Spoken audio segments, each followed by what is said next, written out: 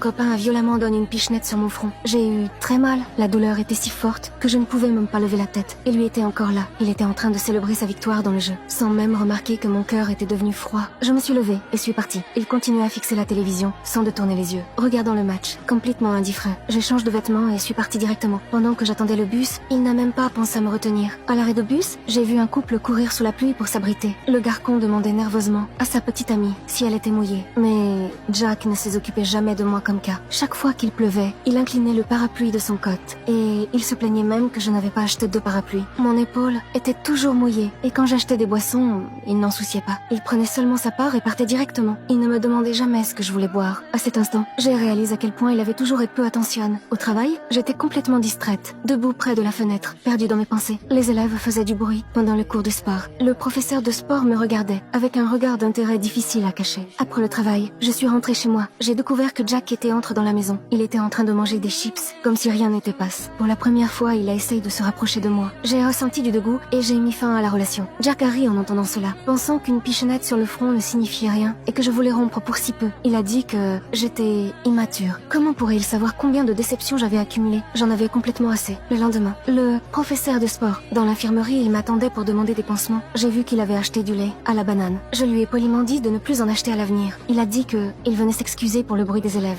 En partant, il me rappelle de changer les talons de mes chaussures pour éviter que je tombe et me blesse. Ah, cet instant, mon cœur était rempli de chaleur. Je ne pensais pas rencontrer une personne si attentionnée. Jack, après avoir été rejette, était agité au travail et exprimait son mécontentement au bureau et criait le soir sur ses subordonnes. Ma meilleure amie, elle m'a accompagnée pour aller manger. Elle m'a demandé comment j'avais pu terminer une relation de 3 ans. J'ai soudain dit que Jack ne se souciait absolument pas de moi. La pichenette sur le front me donnait mal à la tête, mais la vraie douleur était dans mon cœur. Jack est revenu me voir et a découvert que j'avais changé le code de la serrure. Seulement à ce moment-là, il a réalisé que je voulais vraiment rompre avec lui.